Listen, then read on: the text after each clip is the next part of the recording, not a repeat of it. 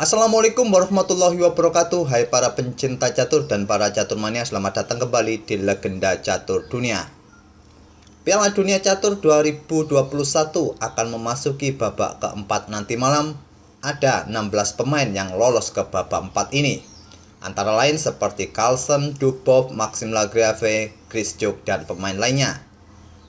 Dan yang menarik kawan, ada beberapa super grandmaster dengan elo di atas 2700 yang tumbang di babak ketiga, yang dikalahkan oleh pecatur non-unggulan seperti Caruana, Anish Giri, Mamet Yarov, Yu Yang Ye, Jordan Van Foreest, dan beberapa pemain lainnya.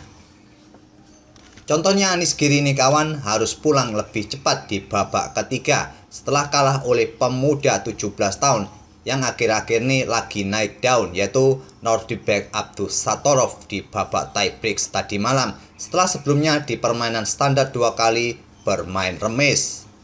Tadi malam kawan, Anish Giri digebuk 2-0 oleh Abdusattorov dengan permainan rapid 25 menit plus 10 detik. Dan pagi ini kawan, kita akan ulas salah satu game antara Anish Giri versus Abdusattorov ini. Namun sebelum itu seperti biasa, kita lihat dulu profil kedua pemain. Nordibek Abdusattorov ini kawan harusnya menjadi lawan Mohammad Ervan. Karena Mohammad Ervan kena corona, Nordibek Abdusattorov pun melenggang langsung ke babak kedua. Dan saat ini menempati ranking ke 127 dengan elo standar 2634, elo rapid 2501, dan elo blitznya 2662. Saat ini usianya menginjak umur 17 tahun. Sedangkan Anish Giri saat ini menempati ranking ke-8 dunia kawan. Di bawah Federasi Belanda mempunyai elo standar 2776, elo rapid 2731, dan elo blitz 2744. Dan usianya masih cukup muda juga, masih berusia 27 tahun. Dan kita langsung ke langkah pertamanya. Anish Giri pegang putih mengawali permainan dengan pion E4 dibalas Abdusattorov pion E5 French defense. Pion D4, pion D5, kuda putih D2, ini adalah variasi Tarrasch. Pion C5, kuda putih F3, dan kuda hitam C6. Dan Anish Giri memilih jalur terbuka dengan langkah pion E pukul pion D5. Dipukul balik oleh pion E. Selanjutnya Anish Giri mengembangkan gajah ke B5 mengepin kuda. Menteri hitam ke E7 skak, ditutup atau gajah mundur ke E2, dan menteri hitam bergeser ke C7. Pion D pukul pion C5, lanjut Anish Giri dipukul balik oleh gajah. Selanjutnya kuda lompat ke B3 mengancam gajah. Gajah mundur ke B6 dan Anish Giri melakukan rokade pendek. Ada satu game kawan yang pernah memainkan langkah-langkah seperti ini di tahun 2017 silam, di mana hitam melanjutkan dengan langkah pengembangan gajah ke E6 dan permainan dimenangkan oleh putih saat itu. Tapi di game ini Abdusattorov bermain dengan variasi lain dengan langkah kuda ke E7 dan kita dapati variasi baru atau diagram baru yang belum pernah dimainkan sebelumnya di langkah ke-10 ini. Permainan berlanjut, Anish Giri melangkahkan kuda F ke D4 menyerang kuda atau menantang pertukaran kuda, tantangan ditolak. Abdusattorov memilih mengamankan rajanya untuk rokade pendek. Gajah putih berkembang ke E3. Sekarang pion A6 untuk memberikan kontrol di peta B5 atau memberikan ruang bagi gajahnya untuk ditarik mundur ke peta A7 bila diperlukan.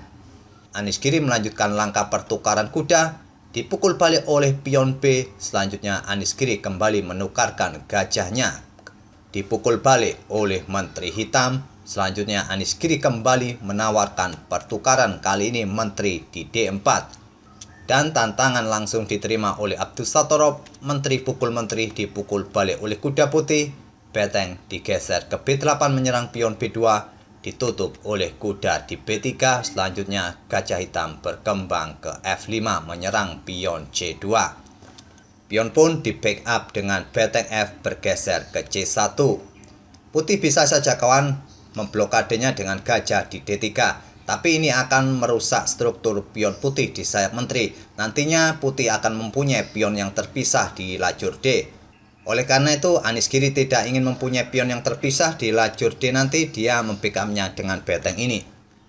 Abdussatorov melanjutkan langkahnya dengan mendorong pion A5, menawarkan pionnya untuk dipukul kuda agar beteng bisa mendapatkan pion yang ada di B2, atau jika nanti tidak dipukul oleh kuda putih, pion akan tetap didorong untuk mengancam kuda dan beteng bisa mendapatkan pion yang ada di peta B2 ini. Taktik ini diantisipasi oleh Anish Giri dengan memainkan betengnya bergeser ke B1 untuk membackup pion B2-nya. Pion hitam tetap didorong ke A4 mengancam kuda. Kuda lompat ke C5 dan beteng hitam kembali digeser ke lajur A. Gajah putih ke D3 menantang pertukaran gajah dan ditolak oleh Abdussatorov memainkan betengnya naik ke A5 mengancam kuda. Di sini Anish Giri menukarkan gajahnya, dipukul balik oleh kuda hitam. Selanjutnya kuda putih lompat ke D7 menghindari ancaman beteng berbalik mengancam beteng hitam di F8. Beteng hanya digeser ke E8 menghindari ancaman kuda, juga persiapan meluncur ke peta E2 untuk menempati baris pertahanan kedua putih ini. Anish Giri pun melanjutkan dengan pion C4 menantang pion hitam. Tantangan ditolak, pion didorong maju ke D4 dan dibalas dengan pion B4 mengancam beteng. Pion dipukul dengan end pasen, dipukul balik oleh pion A. Selanjutnya beteng hitam menempati baris kedua pertahanan putih. Dan nanti akan dilanjut dengan beteng satunya kawan. Tentu sangat menakutkan apabila kedua beteng hitam ini sudah menempati baris kedua pertahanan putih.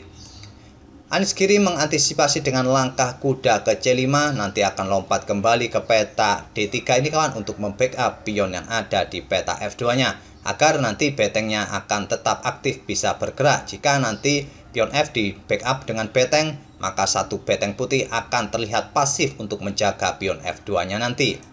Dan di sini Abdussatorov melanjutkan langkahnya dengan beteng E2.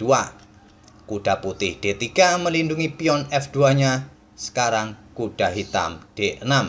Nantinya mungkin akan lompat ke peta E4 untuk memberikan tekanan lebih bagi pion F2 ini. Ancaman ini diantisipasi Anish Giri dengan menawarkan pertukaran beteng. Kuda hitam tetap lompat ke E4. Beteng putih pukul beteng hitam, dipukul balik oleh beteng hitam. Selanjutnya beteng putih bergeser ke E1 mengancam kuda, di backup oleh pion F5 dan pion G4 balas Anish Giri. Sekarang kuda hitam lompat ke G5 memberikan ancaman skak garbuan bagi raja serta beteng putih. Oleh karena itu raja bergeser ke G2, pion F pukul pion G4. Raja ke G3 ingin mengeliminasi pion yang ada di peta G4 ini kawan. Selanjutnya kuda hitam bergeser ke F3. Jika raja putih pukul pion G4, maka kuda bisa pukul beteng. Beteng putih pun naik ke peta E7 menghindari ancaman kuda. Beteng hitam bergeser ke D2 mengancam kuda. Kuda lompat ke F4. Sekarang pion D3. Dan Anish Giri menarik mundur betengnya ke E3, ingin mengeliminasi pion yang ada di lajur D ini, karena pion ini sudah mendapatkan 2 kali ancaman dari beteng serta kuda. Tapi langkah beteng ke E3 ini adalah langkah kesalahan dari putih. Lebih baik putih tadi memakan pion yang ada di peta G4 dengan raja. Tapi langkah ini yang sudah dipilih oleh Anish Giri. Di sini Abdussatorov membuat trik atau jebakan bagi Anish Giri dengan langkah pion H5. Jika kawan putih melanjutkan dengan langkah beteng atau kuda pukul pion yang ada di peta D3, selanjutnya pion H4 lanjut Abdussatorov atau lanjut hitam dengan langkah skak. Ini memaksa raja putih akan pindah ke peta terang. Mau pukul pion yang ada di peta G4 atau memindahkan rajanya di peta G2, nanti raja ini akan kena garbuan kuda dengan atau serta betengnya, dan dapat dipastikan putih akan kalah. Tapi di posisi ini tadi kawan, saat ada jebakan seperti ini, Anish Giri tidak mudah terjebak. Dia tidak pukul pion yang ada di D3, memilih pukul pion yang ada di H5. Tapi di sini Anish Giri sudah kehilangan tempo untuk mengeliminasi pion yang ada di lajur D ini. Hitam melanjutkan beteng turun ke D1, selanjutnya memberikan ruang bagi pionnya untuk didorong maju ke depan. Di sini putih melanjutkan dengan langkah raja pukul pion G4 dan Abdussatorov melanjutkan pukul pion H2 skak. Raja bergeser ke F4 dan pion pun didorong maju ke D2. Di langkah berikutnya, beteng siap digeser ke petak B1 atau ke E1 untuk memberikan kesempatan pionnya untuk segera promosi. Diantisipasi dengan beteng ke D3 dan kuda hitam ke F1 membuat Anies Giri menyerah di langkah ke-41. Sudah tak ada cara lain kawan untuk menghentikan pion hitam ini untuk promosi kecuali nanti putih akan kehilangan betengnya. Apabila permainan tetap dilanjutkan kawan, mungkin jadi seperti ini variasi langkah-langkahnya. Beteng D8 skak, Raja Hitam F7, Raja Putih F3, beteng hitam bergeser ke B1 persiapan promosi, kuda putih ke G3. Pion promosi Menteri skak, dipukul oleh beteng putih, dipukul balik oleh beteng hitam, Raja Putih ke E2, kuda pukul kuda skak, Raja pukul beteng, dan sampai di sini kawan tak perlu saya lanjutkan lagi variasi langkah-langkahnya hingga bidak-bidak habis. Dapat dipastikan hitam akan tetap menang jika hitam tidak ngantuk atau ketiduran di atas papan kawan. Itulah kawan permainan Anies Giri saat dikalahkan oleh Nordibek Abdus Satorov dalam permainan rapid 25 menit plus increment 10 detik di game pertamanya di babak tiebreak putaran ketiga tadi malam. Semoga permainan kedua pemain tadi bisa menghibur kawan-kawan di pagi ini dan kita akan bertemu di video-video berikutnya. Terima kasih. Wassalamualaikum warahmatullahi wabarakatuh.